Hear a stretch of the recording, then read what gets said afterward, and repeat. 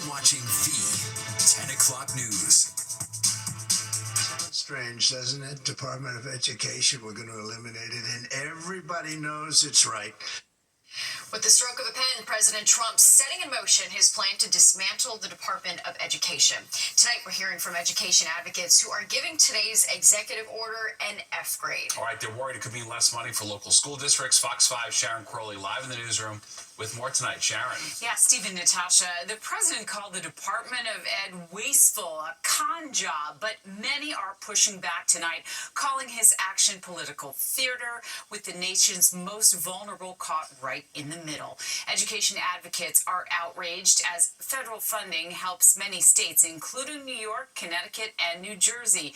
It closes the achievement gap between the rich and poor students and provides meals and programs as well as funding for students with disabilities. For New York City schools, it could mean a loss of about $2 billion a year. These are folks who never stepped foot, not one day, in a classroom, that are making decisions for educators and families and students.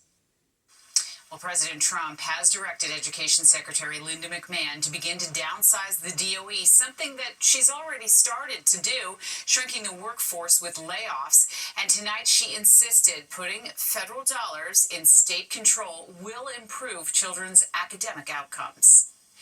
And local educators are not giving up. They are vowing to fight back. The White Plains PTA, along with several PTAs, will be holding an advocacy rally on Monday to encourage them to protect programs that support children in the Metro New York area and, of course, across the country. Steve. All right, thanks, Sharon. New tonight, a Bronx Supreme Court justice has ruled that Waldo Mejia is unfit to stand trial for allegedly stabbing a 14-year-old boy to death. Police say Caleb Rios was walking to school on January 10th when Mejia allegedly stabbed him. The boy's body was found behind the Mitchell houses in Mott Haven.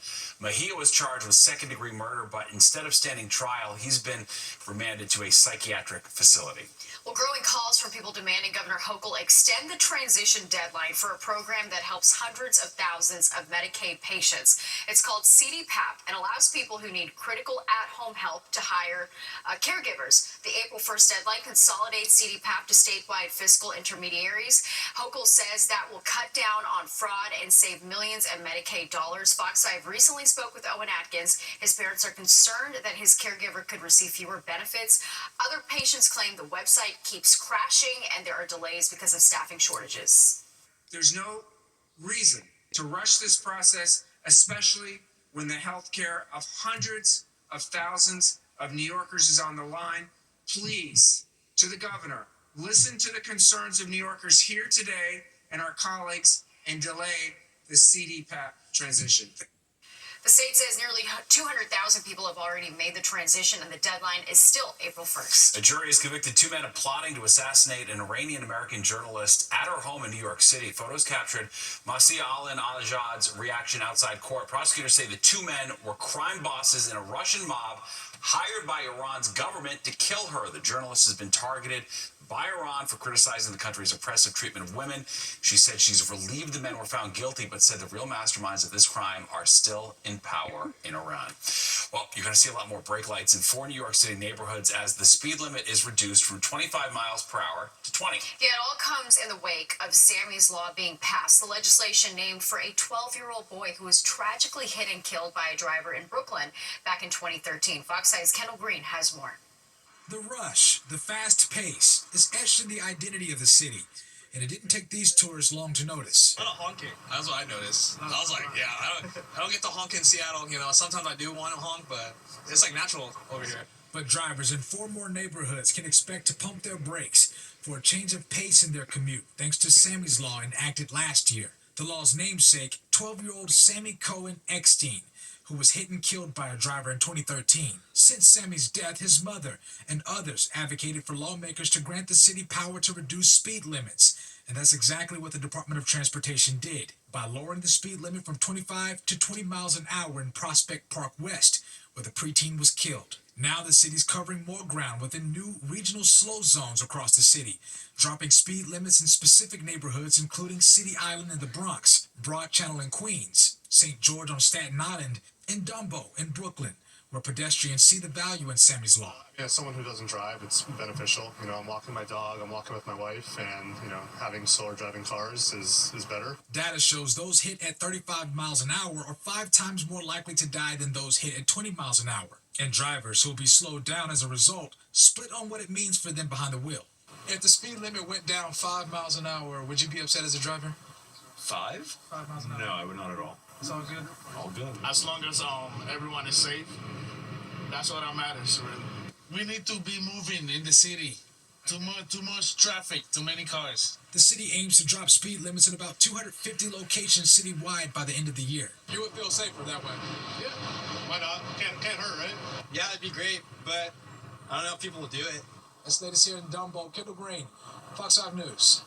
We'll call it a recipe for success. Students going from the classroom to the kitchen, running their own food truck, and it's a pipeline to full-time jobs. And spring is officially sprung, which means you might be dreading some spring cleaning. But one expert says you should just lean in.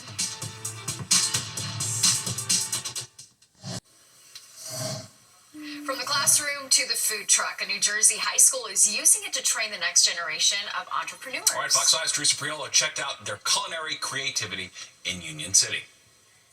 These are the faces of tomorrow's future chefs and sous chefs. High schoolers taking control of their futures one empanada or a Cuban sandwich at a time. These kids have been prepping this menu for the past 3 days, 4 days, non-stop, right? Like they were here until 8 o'clock last night, prepping all this food. Gus Gutierrez owns Cubita, a restaurant in Nutley. He's partnered with Union City High School to help mentor young kids who want to learn about the restaurant business. We gave them the recipe for the pork. They cooked the pork, they shredded it, they built the Cuban sandwiches. So really, what I always say, I don't do the work, I just guide them to success. These 9 kids are a part of the school's culinary class. In it, they're learning about everything from food prep to finances.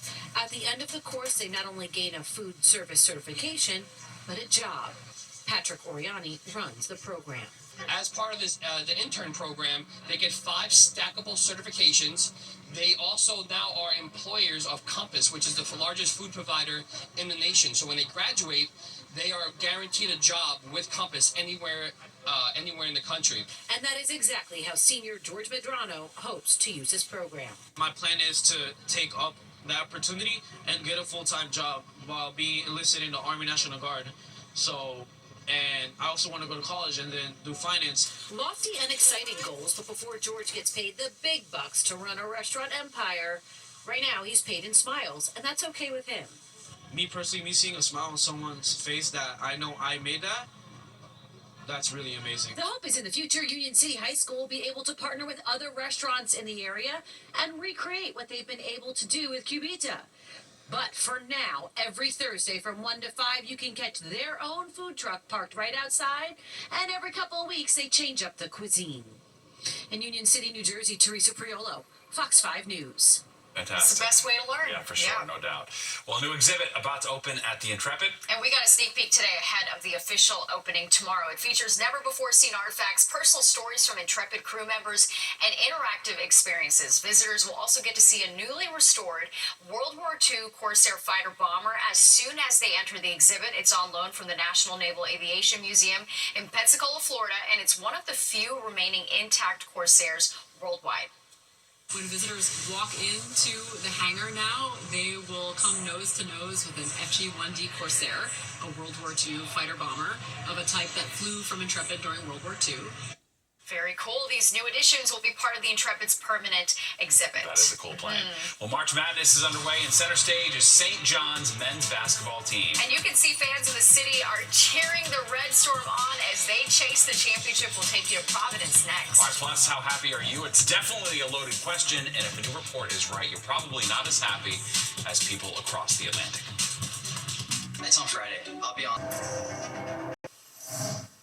The annual World Happiness Report's just been released, and Finland topped the list for the 8th year in a row. The U.S., however, dropped to its lowest position ever. Greg Palka takes a closer look at what's to blame for our downfall.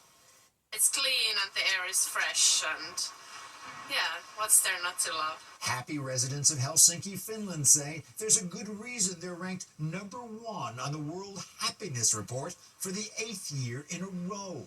They say the country is clean, quiet, and there's a high level of trust in both the government and individuals. On many levels in the society, we try to support each other. After Finland, the top 5 happiest countries are rounded out by Denmark, Iceland, Sweden, and the Netherlands, with the rankings based on answers people give when asked to rate their own lives. We are really calm, so we have the time to think about things like live our life really peacefully. But Americans aren't as happy these days. The U.S. fell to number 24 on the list, its lowest ranking ever. Researchers cited increasing isolation, financial pressure, and low levels of trust as some of the main drivers of American unhappiness. Knowing that other people would return your wallet or believing that actually makes us 7 times happier than if we doubled our incomes. Overall, this year's survey showed wealth was not a significant factor influencing happiness around the world,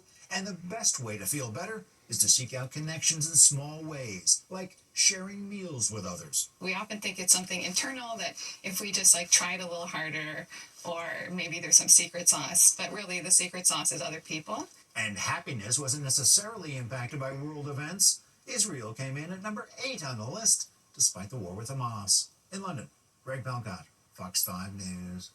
And it's Thursday, you know what that means? My latest podcast, Talking with Natasha, just dropped, and here's a preview. This week on Talking with Natasha, I'm sitting down with celebrity photographer Nigel Barker. You know him best as the judge from America's Next Top Model. Well, now he's getting behind the Next Top Espresso Martini. 5 o'clock somewhere. 5 o'clock all the time. A new episode of Talking with Natasha drops every Thursday at 7 p.m. You can watch on the Fox Local app, wherever you stream, and YouTube.